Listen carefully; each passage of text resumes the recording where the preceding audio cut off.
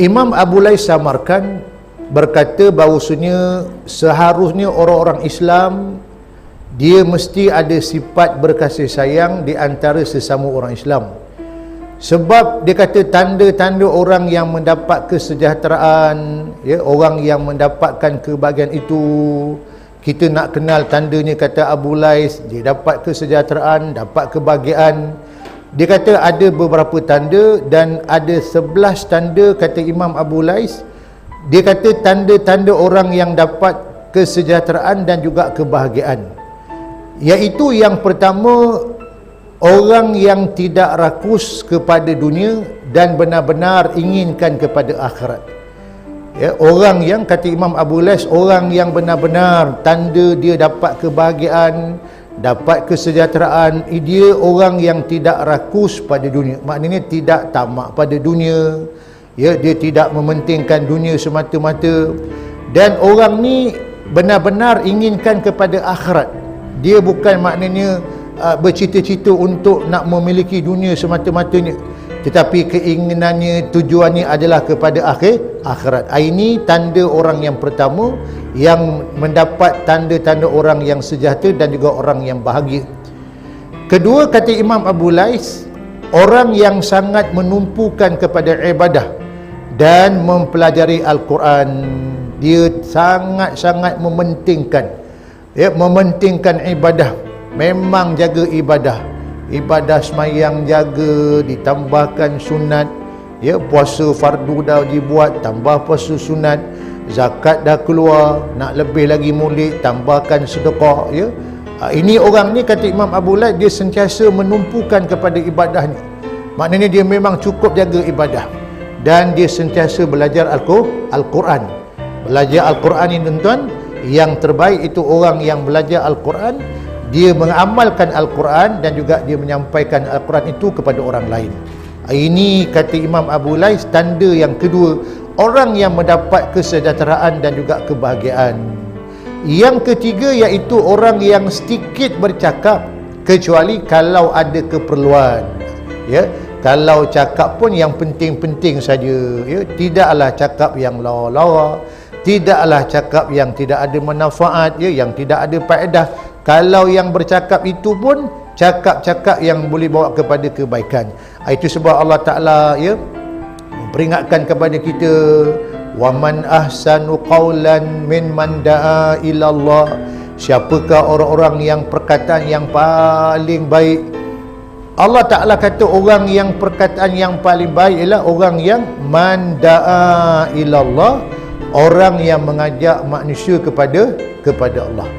Orang yang mengajak manusia kepada Allah itulah orang yang dikatakan perkataan, ungkapan-ungkapan, kalimat-kalimat yang baik. Jadi kalau kita nak cakap yang baik-baik ni, bagusnya cakaplah benda-benda yang mengajak manusia kepada Allah. Yang lara-lara, ya, yang haram-haram, maka janganlah kita sebut. Inilah, kata Imam Abu Lais, tanda orang yang mendapat kebahagiaan dan juga kesejahteraan. Yang keempat, kata beliau, orang yang menjaga semayang 5 waktu, ya, jaga semayang. Itu sebab bila orang jumpa Nabi, ya Rasulullah, ya, apakah amal yang paling afdal dalam Islam? Ayul amal afdal, amal apakah yang paling utama? Nabi kata as-salatu fi waqtiha, semayang yang dilakukan tepat pada waktunya. Orang yang semayang tepat pada waktunya, mana orang yang sentiasa menjaga semayangnya, tidaklah dicuai-cuaikan, tidak dilambat-lambatkan. Bila masuk waktu solat, maka terus semayang. Jadi saya nak pesan, tuan-tuan, kita yang dah umur ni, terlebih-lebih lagi lah, maka hendaklah kita sentiasa menjaga semayang. Pasal kita bimbang, orang yang tidak jaga semayang ni, orang yang cuaikan semayang, Allah Ta'ala kata apa?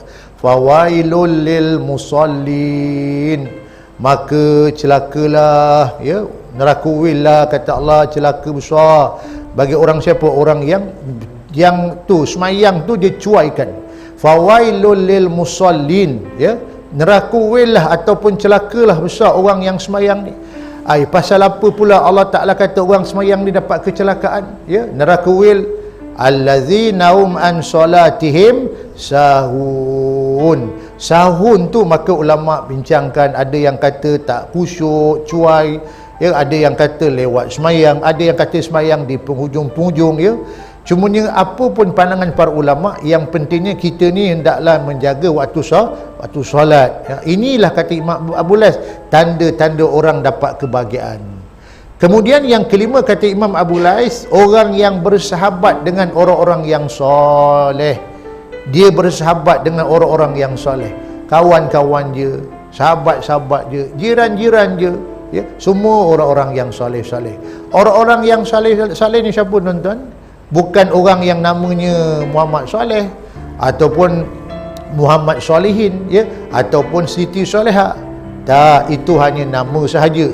Belum tentu orang yang nama soleh dia soleh. Soleh itu bukan diukur pada nama, tetapi soleh itu diukur pada amalan. Orang yang soleh ni tuan-tuan, kalau kita bersahabat dengan dia, dia akan jadi saksi untuk kita besok di hari akhirat. Untung dapat rakan-rakan yang soleh. Sebab tu kita ni disuruh pilih orang yang soleh-soleh. Sehingga Imam Al-Qurtubi syarah dalam kitabnya At-Tazkirah fi Ahwalil Maut wa Umuril Akhirah, kalau dah mati pun, kata Imam Al-Qurtubi, supaya kita ni usahalah untuk berjiran dengan orang-orang yang soleh-soleh sebelah kubur kita. Masya Allah tuan-tuan, kalau dah mati pun dia suruh kita berjiran dengan orang-orang yang soleh-soleh. Kalau kita masih hidup, lagilah kita kena cari orang yang soleh-soleh, jiran yang soleh-soleh, sahabat-sahabat yang soleh-soleh. Ini kata Imam Abu Lais, tanda orang itu dapat kebahagiaan. Yang ketujuh ialah orang yang menjauhkan diri daripada perkara yang haram, sama ada yang sedikit ataupun yang banyak. Asalkan kata haram saja, sama ada pada amalan, ya, pada mengambil harta yang sekarang ni tuan-tuan, macam-macam hal kan. Orang nak untung, dapat duit, semuanya kadang-kadang tak kira lagi dah halal ke haram. Yang penting sapu belaka je, ya, yang penting dapat duit tu. Ini yang kita khawatir bimbang. Kaya macam mana pun, ya, dapat duit banyak macam mana pun, hidup mewah, muai macam mana pun kata orang kampung, tapi kalau dapat cara haram tu, maknanya dah tentu tak dapat kebahagiaan. Itu pasal Nabi kata antara persoalan yang akan ditanya besok di hari akhirat tentang harta. Dia tanya tentang umur, masa muda, remaja, tentang ilmu, tentang harta. Tentang harta Nabi kata an malihi min aina iktasabah wa fima anfaqa. Harta yang kau dapat itu mana ambil, mana kau belanjakan. Ya, Nabi kata akan disoal besok di hari akhirat, ya. Makanya semualah tuan-tuan, orang yang menjaga daripada haram ni, sikit atau banyak, insya-Allah kata Imam Abu Lais, dia akan dapatlah kebahagiaan dan juga kesejahteraan. Yang ke-8, orang yang bersifat pemurah, ya, baik hati, suka tolong orang, bantu, ya, dekah sana, sumbang sana, dan dia orang yang pemurah. Orang semua sayang pada dia, tanda orang dapat bahagia. Dan yang ke-9 kata Imam Abu Lais, orang yang ada sifat berkasih sayang kepada semua makhluk. Bila kata semua makhluk, dengan orang manusia dia berbuat baik, dia sayang. Dengan binatang-binatang pun dia berkasih sayang, ya. Kucing datang rumah dia diberi makan, kucing datang minta makan pun dia bagi, tuan-tuan. Ini orang yang ada kasih sayang pada makhluk. Nabi sebut dalam hadis cerita perempuan pelacur beri minum pada anjing yang dahaga, dia dapat keampunan daripada Allah SWT, walaupun dia perempuan pelacur, tapi sebab berbuat baik pada makhluk yang bernama anjing. Najih murah lazah, kita tahu. Bayangkan kalaulah beri pada anjing minum dapat keampunan, macam mana pula beri minum pada kucing, macam mana pula beri minum pada manusia yang dahaga, lagi besar pahalanya. Ini tanda orang-orang yang berbahaya kata Imam Abu Lais. Yang ke-10, orang yang berguna ataupun bermanfaat pada sesama manusia, pada makhluk ni, ya. Maknanya dia memberi manfaat, maknanya dia tu ada dia, maka orang dapat manfaat. Kita ni, saya selalu pesan tuan-tuan, duduk di kampung, duduk taman, ya, jadilah kita ni orang yang beri manfaat pada orang lain.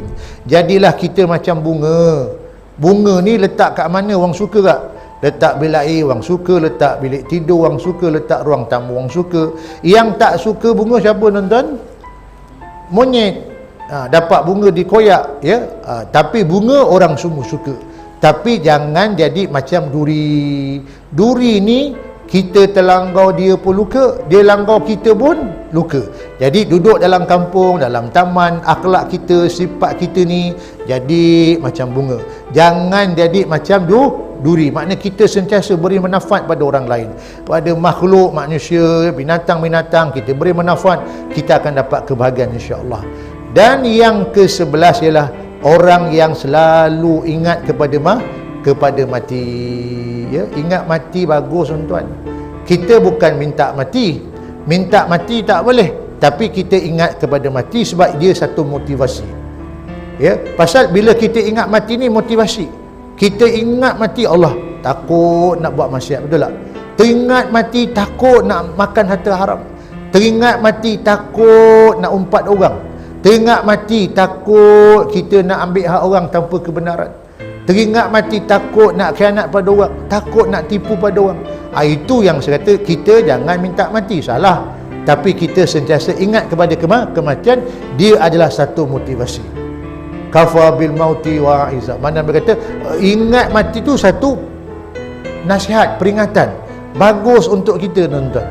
Kalau kita sentiasa ingat kepada mati, ya.